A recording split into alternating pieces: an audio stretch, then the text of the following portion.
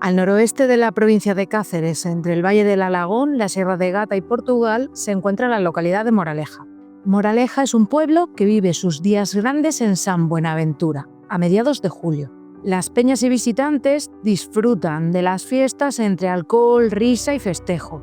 A principios del siglo XX esto ocurría exactamente igual, pero un suceso terrible ocurrido en una finca a 10 kilómetros del pueblo acabó con el jolgorio y lo tiñó del rojo de la sangre de las víctimas. Hoy abrimos el expediente número 2 de Crimenex para hablaros del crimen de Malladas, un crimen que tiene muchas incógnitas a día de hoy. Esto es Expediente Lady Drama, bienvenidos y bienvenidas a Crimenex.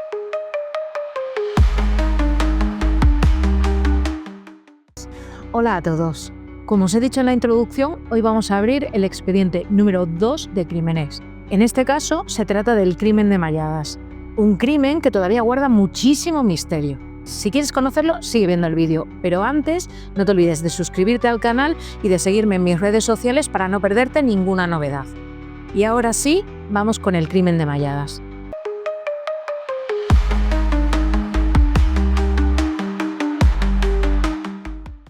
A unos 10 kilómetros de Moraleja se encuentra la finca de Malladas.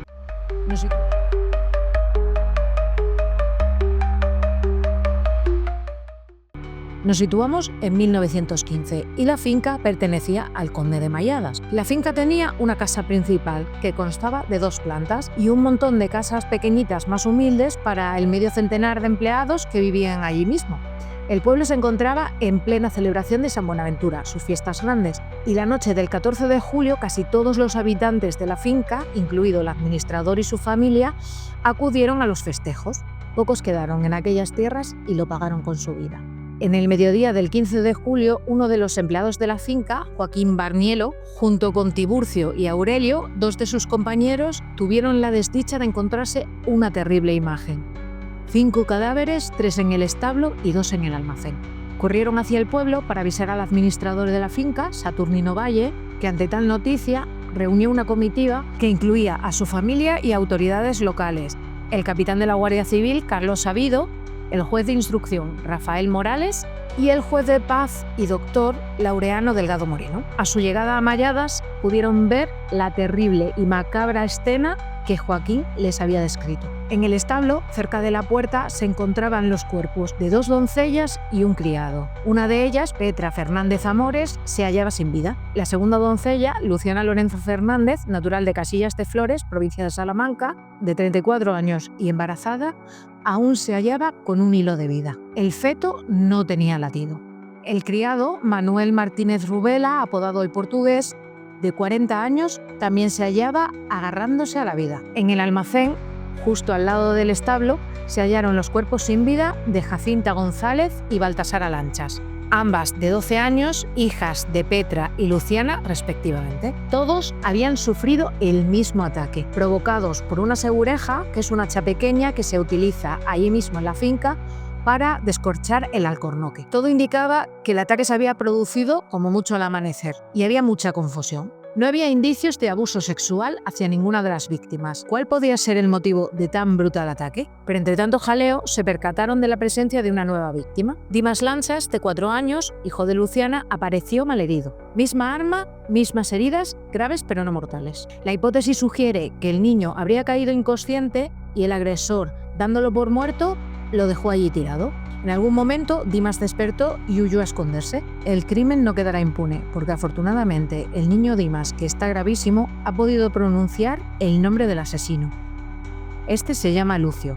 Noticia del periódico El Liberal, 1915. Pero, ¿quién era Lucio? ¿Y por qué Dimas había pronunciado su nombre? Ante cualquier duda y siguiendo los procedimientos habituales, la Guardia Civil interrogó a Silvestre Lanchas Bernal. Silvestre era el marido de Luciana y padre de Baltasara, Dimas, Constancio, un bebé que apareció ileso en el caserío, y Hermenegildo, un niño de 8 años que en ese momento se encontraba en el pueblo de sus padres, ajeno a toda la tragedia. Volviendo a Silvestre, su profesión era porquero en la finca, su coartada era sólida. Había pasado toda la noche a 2 kilómetros de la finca en un chozo cuidando de los cerdos. Silvestre declaró en primera instancia que no conocía a ningún Lucio. Dispuestos a encontrar a Lucio, investigaron a todos los hombres llamados así, pero no encontraron a ningún sospechoso. Pero en la búsqueda dieron con Lucindo Cantero González, un jornalero de Moraleja que curiosamente tenía un hijo llamado Lucio. Lucindo se encontraba fuera del pueblo. Estaba en Salamanca, en la siega, trabajando, por lo que la coartada parecía sólida. Pero en su cuadrilla se encontraba Jorge Bordón, una persona irascible con antecedentes penales. Por ello, Lucindo y Jorge, junto a sus 3 compañeros, pasaron a ser los principales sospechosos. Estos 3 eran Gregorio Martín, el Casagomero, el más joven de la cuadrilla, Celedonio García Bueso, el Coleta, y Anselmo Moreno Rivas, apodado Gregorio, natural de Perales del Puerto. Ya tenían a los sospechosos, pero ¿cuál fue el motivo de aquel horrendo crimen? Un robo. La hipótesis cuenta que la cuadrilla, liderada por Jorge Bordón, asalta la finca de Malladas para robar todo el dinero que allí había. Por ello, acabaron con todas las personas que había en las tierras, para no dejar testigos. Pero el botín, unas 100 pesetas a repartir entre 5, no sería proporcional a tan brutal masacre. Volviendo al rocambolesco caso. Manuel Martínez, el portugués, falleció el 17 de julio de 1915. 2 días después del ataque. El abogado de la defensa, Manuel Telo, del que hablaremos más adelante, cuenta en su informe que el portugués habría identificado a los asaltantes y no era ninguno de los sospechosos, pero no había ninguna declaración ante la Guardia Civil. Estos detalles serán importantes más adelante. Sin más testigos que el niño Dimas, el capitán Carlos Sabido acudió el 19 de julio a interrogar a la moribunda Luciana. La mujer tenía 23 hachazos en la cabeza y era impensable que pudiese declarar en esas condiciones. Reanimada con suero y mediante gestos, cuentan que pudo afirmar con la cabeza, entre varios nombres, los nombres de Lucindo y de Jorge. Finalmente, Luciana falleció el 24 de julio. La Guardia Civil ya tenía a sus sospechosos y decidieron detener a sus mujeres mientras los buscaban. Moraleja y el crimen de Malladas se convirtieron en el tema principal de toda la prensa, tanto nacional como regional. No había persona en el país que no conociese el atroz asesinato y el nombre de los sospechosos. Finalmente, la cuadrilla se entregaría el 27 de julio.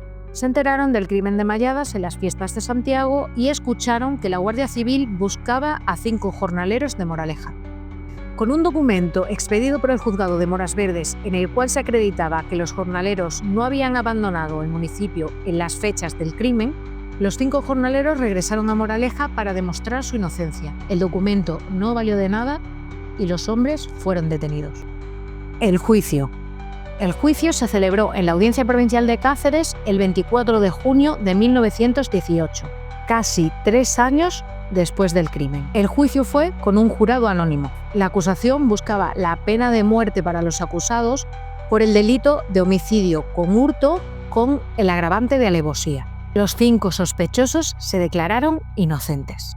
La acusación particular estaba encabezada por Emilio Herreros Esteban, que era abogado, diputado provincial, líder del Partido Liberal y director de un periódico local. Esta acusación estaba sufragada por el conde de Malladas, que curiosamente era el líder del Partido Conservador. La defensa eran 4 abogados para los 5 acusados: Tomás Murillo Iglesias, José Díaz López, Ruperto Martín Marcos y Manuel García Telo, que era la cabeza más visible de la defensa. Manuel era abogado de profesión y estaba destinado como militar en Cáceres. Hubo controversia. Se tomó en cuenta la declaración de la moribunda Luciana, a pesar del estado de ella y de las condiciones en las que se habían tomado. El juicio constó de un relato poco consistente, declaraciones contradictorias y la falta de testigos esenciales, como podía ser Joaquín Barnielo o sus 2 compañeros, que fueron los que hallaron los cadáveres.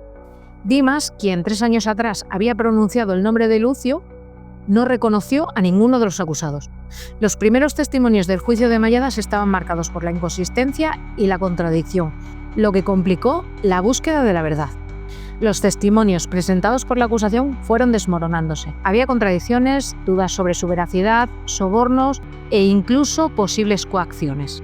Uno de los testigos de la defensa fue Eugenio Pérez, el encargado de contratar a la cuadrilla.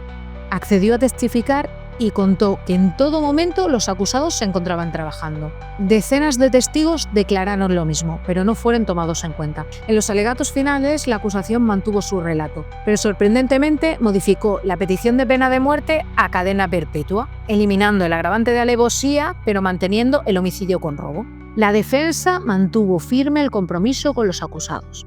Desmontó el relato, remarcando las inconsistencias en los testimonios de un niño de 4 años y una moribunda, e hicieron hincapié en posibles manipulaciones públicas. Tras una breve deliberación de tan solo 10 minutos, los acusados fueron declarados culpables y condenados a cadena perpetua. La liberación. Tras volver a ser encarcelados sus defendidos, los abogados de la defensa hicieron todo lo posible por sacarlos de prisión, buscando apoyos, yendo a Salamanca, donde incluso se hicieron concentraciones a favor de los jornaleros. También fueron a Madrid para reunirse con senadores y diputados, pero ninguno quiso hacer nada por motivos políticos. Volviendo a Moraleja, teniendo en cuenta la influencia de la acusación y haciendo uso de sus herramientas, hicieron popular un romance que atacaba y ridiculizaba a los condenados. Las familias quedaron en total desamparo, malviviendo y con el estigma de ser familia de los asesinos de Malladas. El pueblo se dedicaba a pasearse detrás de ellos recitando el romance. Según cuentan descendientes de los condenados en diversas entrevistas, fue un auténtico infierno. Manuel Telo no paró de buscar la liberación de sus defendidos. En 1918 llegó a escribir y mandar cartas a Miguel de Unamuno, que era de los intelectuales más influyentes de la historia, pero no obtuvo respuesta. Debido a la presión que estaba sufriendo por el juicio de Malladas, Telo pidió el traslado a Fuerteventura. Este hecho no hizo que abandonara la causa, acercándose incluso a la masonería, quienes ejercieron presión e hicieron que Miguel de Unamuno finalmente se implicase. El 5 de noviembre de 1922, en Madrid, en un acto de la Liga por la Defensa de los Derechos del Hombre, habló sobre el caso y dijo tener un documento que les exculparía. Dicho documento estaría redactado por un coronel retirado de la Guardia Civil, pero ese documento nunca vio la luz. Todo esto fue en vano. No fue más que otro intento de Telo por la liberación de los reos que volvió a quedar en nada. Si queréis ampliar la información sobre todo este tema, os recomiendo la lectura del libro de Luis Rosso, El crimen de Malladas por vuestra boca muerta. Al final, y en un nuevo traslado, Telo coincidió con uno de los primos del rey Alfonso XIII. Este era Francisco de Borbón, ex compañero de armas de Telo, quien intermedió finalmente para la liberación de los reos. El 6 de septiembre de 1923, Alfonso XIII conmutó la pena de los condenados de cadena perpetua a cadena temporal en grado mínimo. Los 5 de Malladas continuaron 3 años más en prisión, ya que no fueron indultados, sino que solo se les rebajó la pena. Salieron tras 11 años de condena siendo culpables. Volvieron a Moraleja con sus familias, fueron condenados al ostracismo y sufrieron las consecuencias de ello. Anselmo Moreno Rivas se suicidó ahorcándose de un árbol un mes después de su salida de prisión. En cuanto a Jorge Bordón, el 1 de mayo de 1933 tuvo una disputa con el alcalde Florentino Calvo. Escopeta en mano y a plena luz del día se encaramó a un muro de la plaza, esperando a que pasase el primer edil para acabar con su vida. Pero fue él quien, con 54 años, encontró la muerte. Fue sorprendido por un guardia municipal, quien le disparó hasta en 5 ocasiones. Finalmente, y tras una dura agonía, fallecería a las 24 horas. Celedonio García y Lucindo Cantero murieron de muerte natural en 1937 y 1956, respectivamente. De Gregorio Martín no se sabe cuándo murió, porque tras la muerte de su esposa abandonaría el pueblo y no se supo nunca nada más de él. Los 6 de Malladas. Al principio de la historia os conté que el portugués en su lecho de muerte reconoció a los asaltantes y que no era ninguno de los sospechosos. A quien reconoció sin ningún tipo de duda fue a Juan Callejo Domínguez, a su hermano segundo y a algunos de sus amigos. Fueron arrestados, interrogados y puestos en libertad. Pero la cosa no quedó ahí. Tras el rumor que corría sobre la identificación de los hermanos y por presión de las familias de los jornaleros, volvieron a ser detenidos. El arresto de los hermanos Callejo se prolongó durante varias semanas. Esto fue debido a que su coartada de la madrugada del 14 al 15 de julio de 1915 caía en demasiadas contradicciones. El juez puso en libertad al hermano y a los amigos, pero Juan se mantuvo en prisión. Esto hizo que los sospechosos pasaran a ser los 6 de Malladas. Fue la acusación particular, recordemos, sufragada por el marqués de Malladas, quien pidió la liberación de Juan Callejo. Esto fue porque el abogado Emilio Herreros había construido la acusación en torno a la historia de los 5 jornaleros. Tras su liberación y con ciertas dudas sobre cómo consiguió el dinero para hacerlo, Juan Callejo marchó a las Américas. A su vuelta, en 1924, fue detenido en el pueblo de Santa María de Sando por el intento de rapto de una niña de 10 años y el secuestro de un pequeño de 3. Las crónicas le señalaban como un presunto abusador de menores y algunos testigos comentaban haberle visto horas antes hablar con un hombre elegante. Todo esto se vuelve más turbio cuando tras su detención encuentran en sus bolsillos 2 pesetas, un revólver cargado y un papel en el que había escrito Hilarión Eslava 5 primero. En dicha calle de Madrid, 2 meses antes, 3 niñas de entre 7 y 12 años habían desaparecido sin dejar rastro. Finalmente, el episodio de Santa María de Sando quedó reducido a un hombre embriagado que, sin más motivo que ese, había intentado raptar a unos niños. La sórdida hipótesis de Malladas. Finalmente, y habiéndolo puesto en contexto, la hipótesis que circula sobre Malladas en estos últimos años es que Juan Callejo, acompañado de algún cómplice, intentó raptar, quizás abusar o tal vez ambas, de los menores que allí se encontraban. Encajaría así el hecho de que Baltasara y Jacinta se encontraran separadas del resto de las víctimas. En el momento del intento del rapto, quizás sorprendidos por uno o los 3 adultos, movidos por el miedo y segureja en mano, se ensañaron a golpes con todas las personas que allí se encontraban, asesinando a 3 de las víctimas en el acto e hiriendo de gravedad a las otras 3. Dando por muerto a todo el mundo, huyeron del lugar. Todo esto, junto a la historia de Hilarión Eslava, el episodio de Santa María de Sando, unido al hombre elegante del que hablaron los testigos, puede plantear una hipótesis de secuestro y abuso de niños ligado a las altas esferas. Curiosamente, el marqués de Malladas tenía una casa a 300 metros de donde ocurrió la desaparición de Hilarión Eslava. Y recordemos de nuevo que fue el marqués quien sufragó la acusación particular, acusación que fue la que pidió la liberación de Juan Callejo. Han pasado casi 110 años del crimen de Malladas, y como apuntan algunos de los familiares vivos de los 5 jornaleros, aquella madrugada hubo 10 víctimas, los 5 asesinados y los 5 jornaleros que no esperaban ser detenidos cuando llegaron al pueblo con su documento en mano que acreditaba que estaban trabajando a muchos kilómetros de la ahora ruinosa finca de Malladas.